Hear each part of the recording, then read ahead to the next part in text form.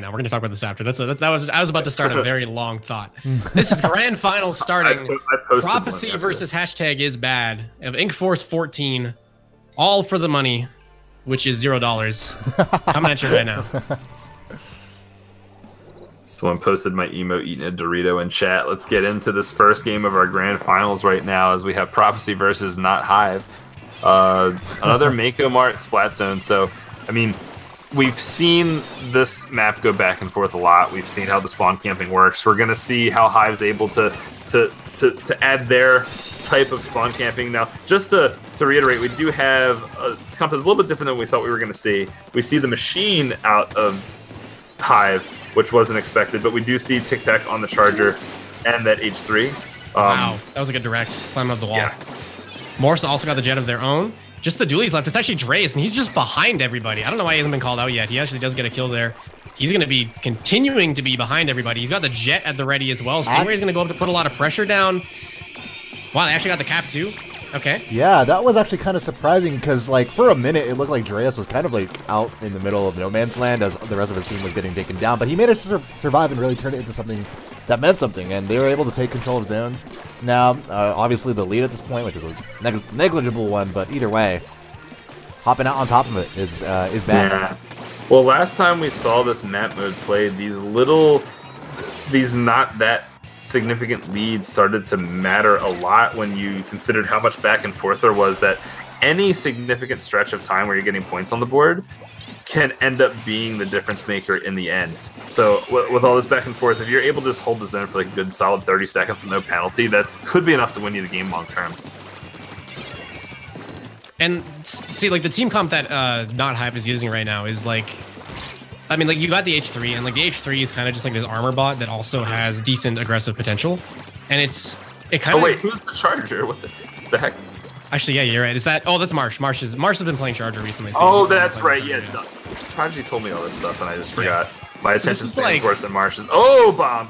I want to say it's like pretty close to the like bread and butter team compositions that a lot of teams are running right now. Like, especially in Japan, it's kind of like the core of their teams is like Charger and then like an H3 and then like maybe Umbrella, but Umbrella kind of sucks in the West. So I want to say this is like pretty standard for a team comp, and it's definitely paying off right now. As they got 2 picks on the board right now, and they're already getting pretty close to the knockout. Gnarly. Yeah, this is looking pretty impossible for Prophecy right now. Oh no, someone gets taken out in zone. So depending on how this goes, it could go in Prophecy's favor, but there's bomb rush going off. There's a lot of paint. Yeah, blue things everywhere, not yellow. Game 1. That hurt. Hate to see it happen. Either way, yeah, it's gonna be is bad taking that one with a knockout, just like that.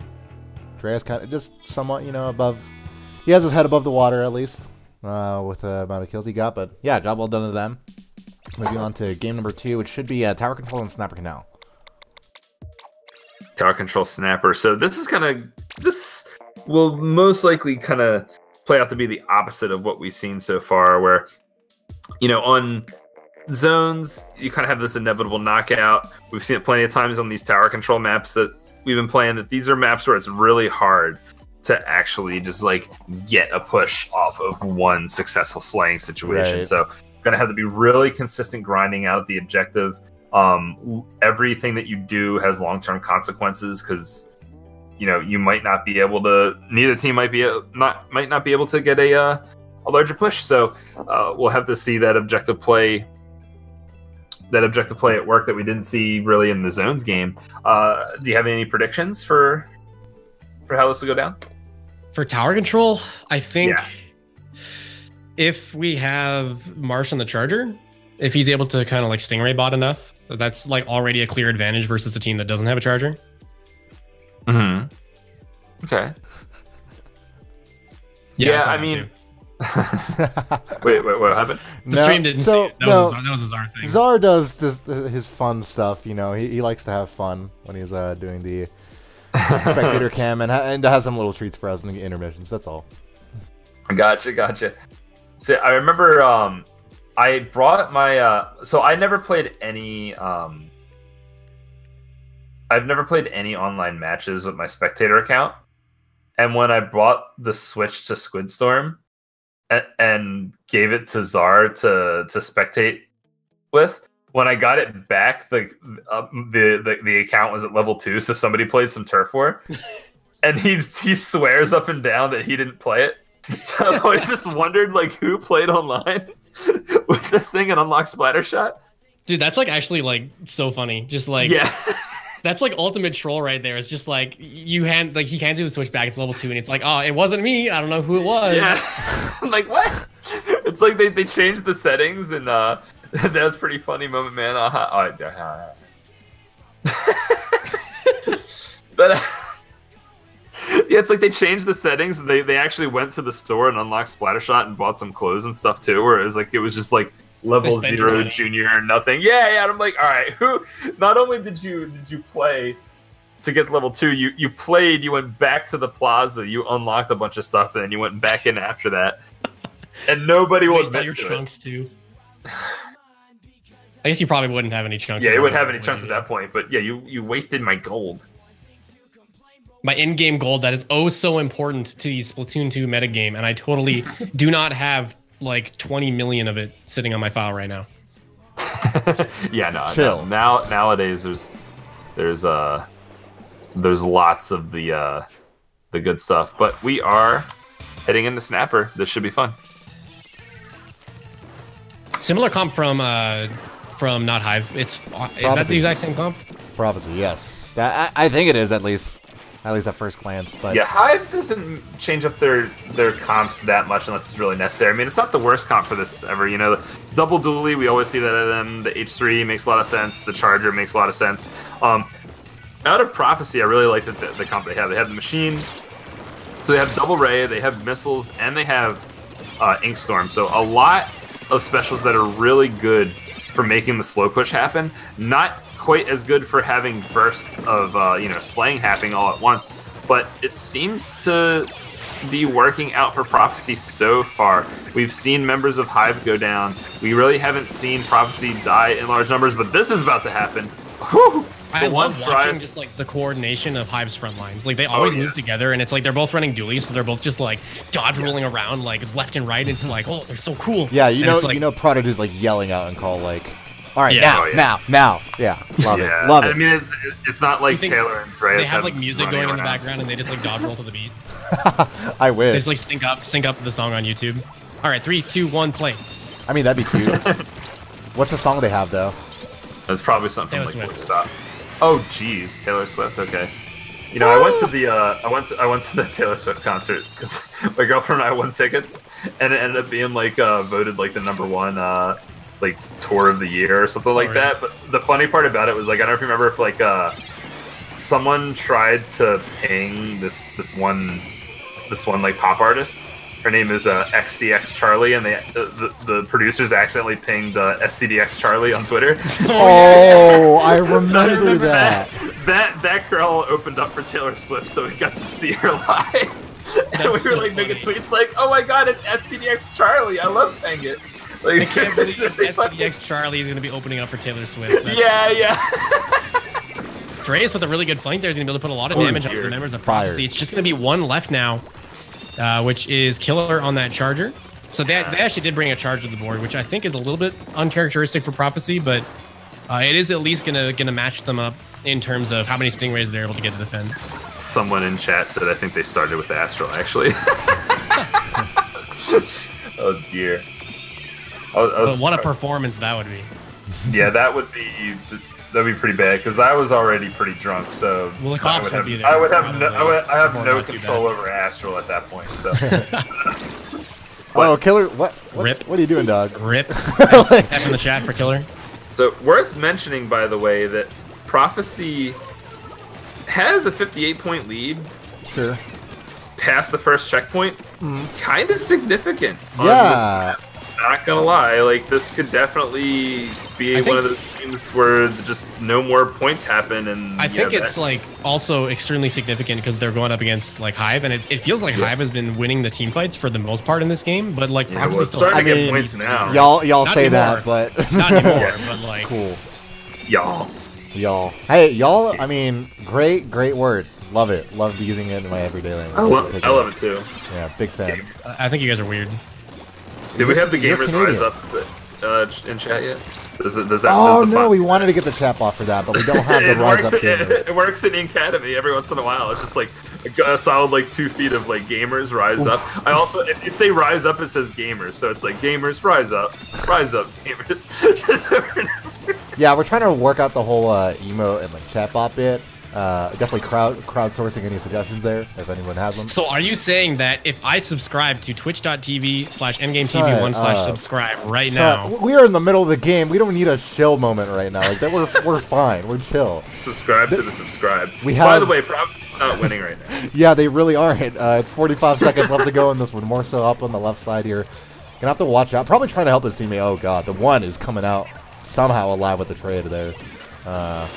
Does go down, but at least. Wait, is the one playing? I thought I saw the one. I've yeah. not been paying attention. You should start doing that. Yes. I think it's 10. Yes. Yes. Yeah. 25 Yeah, seconds. because I thought we left to had go. no parental supervision, but like maybe he got back in the lobby. I wasn't paying 18 seconds left to go in this one, and Prophecy is moving a bit here, but not really sure if it's going to continue. It seems like it's a 2v3 right now for the middle. The one has to come up pretty clutch here. Someone is really nice kill from the one here. Now, By the way, that's the one. By the way, that's the one. That is the one. But I think he tried I think he tried to swim and jump on over to the tower, but had some purple ink in front of him, couldn't do it, and got splatted in the process. So that's gonna be a 2-0. I mean, what really came down to that was that during that last push from Prophecy, Marsh had the Scream Machine at the ready, and there was really no response to that Stingray. It was especially weird out of a comp that has 2 Stingrays and a missile.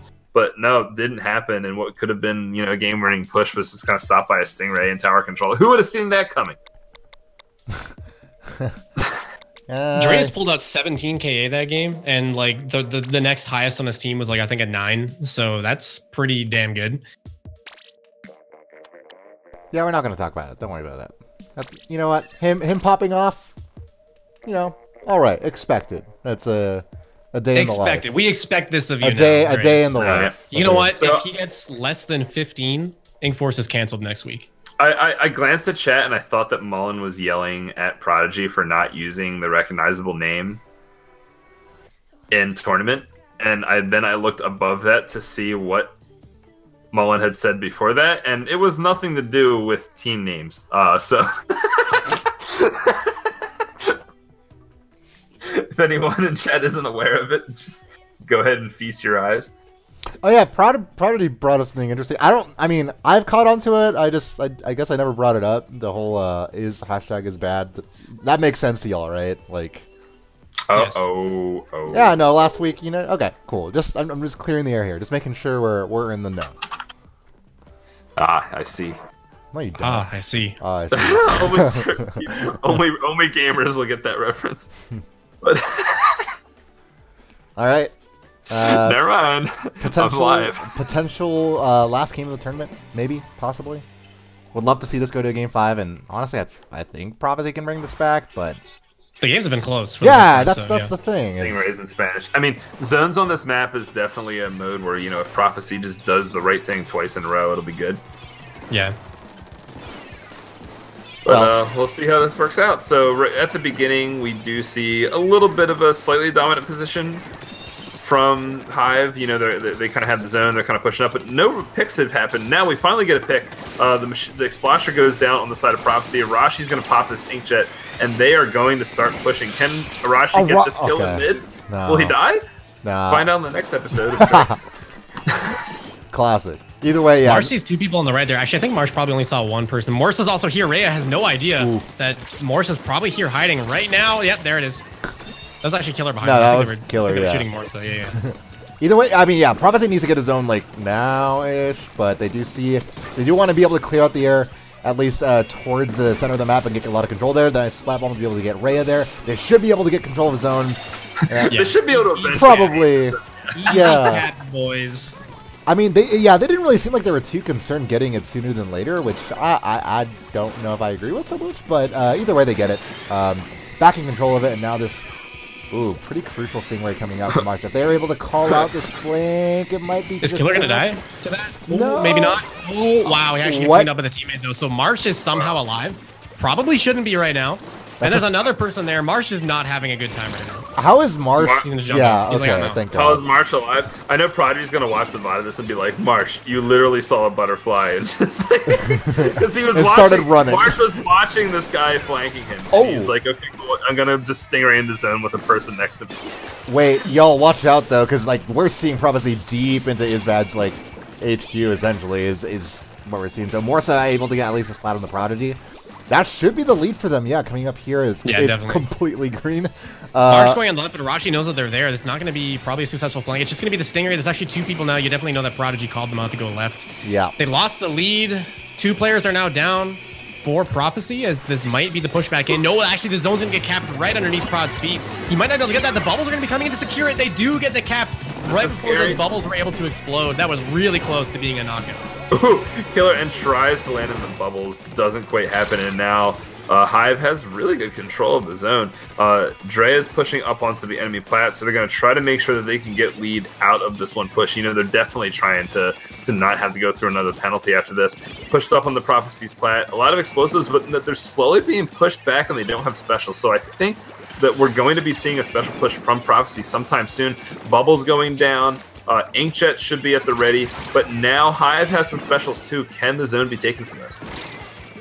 They actually dropped 2 players. That might be the lead going back into Hive's favor, but there's going to be Morsa behind. The jumps are coming in. They need to neutralize it right now. Just 1 point. Oh my God, it got neutralized. No, that's game. That's set. But everyone is dead. 14.